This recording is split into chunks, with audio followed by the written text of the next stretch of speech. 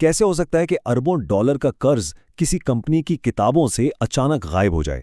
नहीं, ये कोई जादू नहीं, बल्कि ये मालियाती धोखाधड़ी का एक बहुत ही खतरनाक तरीका है। तो आज हम इसी पोशीदा वाजिबात यानी कंसील्ड लायबिलिटीज के फन को समझने की कोशिश करेंगे। तो आइए इसी चौंका देने वाले सवाल से शुरू करते हैं। और हाँ, ये कोई ख्याली बात नहीं है, ये एक असली बहुत बड़े फ्रॉड केस से लिया गया है जो हमें बताता है कि ये धोखाधड़ी किस हद तक जा सकती है। तो आखिर ये है क्या चीज़? मतलब सीधी सी बात है, कोई कंपनी जानबूझकर अपने कर्ज और खर्चे अपनी किताबों में या तो लिखती ही नहीं या फिर उन्हें कम करके दिखाती है। और ऐसा क्यों करती है? ताकि सरमायाकारों को लगे कि वाह, कंपनी तो बड़े फायदे में है। और ये कोई छोटी मोटी अकाउंटिंग की गलती नहीं है, बल्कि फ्रॉड की रोकथाम का जो सबसे बड़ा आलमी इदारा है ACFE, वो इसे फाइनेंशियल स्टेटमेंट फ्रॉड की एक बहुत बड़ी किस्म मानता है। तो मतलब ये एक बहुत संजीदा मामला है। तो सबसे पहले देखते हैं पहला और सबसे आसान तरीका, गायब करने का अमल। इस तरीके की सबसे बड़ी बात पता है क्या है? इसकी सादगी। कंपनी लिटरली ऐसा दिखाती है जैसे कोई बिल आया ही नहीं था, बस उसे सिस्टम में डाला ही नहीं। और क्योंकि कोई रिकॉर्ड ही नहीं बनता, ना कोई कागज़ ना कोई डिजिटल ट्रेल, तो ऑडिटर्स के लिए यह पकड़ना तकरीबन नामुमकिन हो जाता है कि कुछ गायब भी है। देखें, होता यह है, 1, कंपनी को बिल मिला, 2, उस बिल को जानबूझकर सिस्टम में डाला ही नहीं, और 3, जैसे ही ये खर्चा छुपाया, फौरन कागजों पर कंपनी का मुनाफा बढ़ गया। बस इतना सा काम, और उसका असर फौरी होता है और बिल्कुल धोखे पर मबनी। अच्छा, अब आते हैं एक ज्यादा पेचीदा तरीके पर, जिसे कहते हैं शेल गेम। ये सीधा सीधा गायब करने वाला काम नहीं, ये ज्यादा चालाकी का खेल है। मतलब कर्ज खत्म नहीं हुआ, उसे बस नजरों से हटा दिया गया है, बिल्कुल वैसे ही जैसे कोई कमरे की धूल मिट्टी कालीन के नीचे छुपा दे।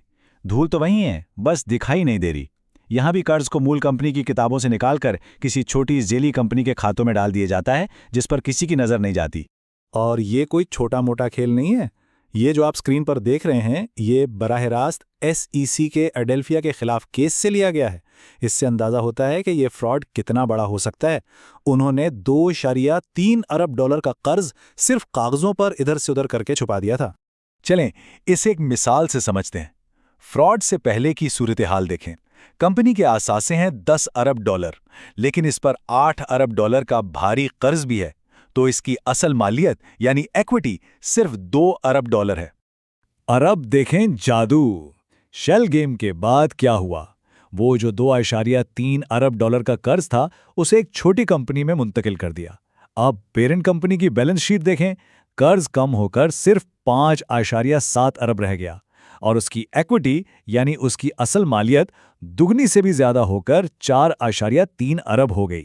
मतलब रातों रात बगैर 1 रुपए का असल फायदा कमाए कंपनी की मालियत कागजों पर दुगनी से भी ज्यादा हो गई। एक आम सरमायाकार तो धोखा खा ही जाएगा। अब आते हैं सबसे होशियार और शायद सबसे अजीब तरीके पर, अकाउंटिंग का जादुई करतब। ये एक तरह की अकाउंटिंग की जादूगरी है। इसमें होता यह है कि एक आम रोजमर्रा के खर्चे को जो फौरन मुनाफे को कम करता है, उसे जादू से बैलेंस शीट पर एक आसासा या एसेट बना दिया जाता है। इस चाल से मौजूदा साल का मुनाफा कागजों पर बढ़ जाता है, हालांकि पैसा तो खर्च हो चुका है। इसकी सबसे बड़ी मिसाल वर्ल्डकॉम स्कैंडल है।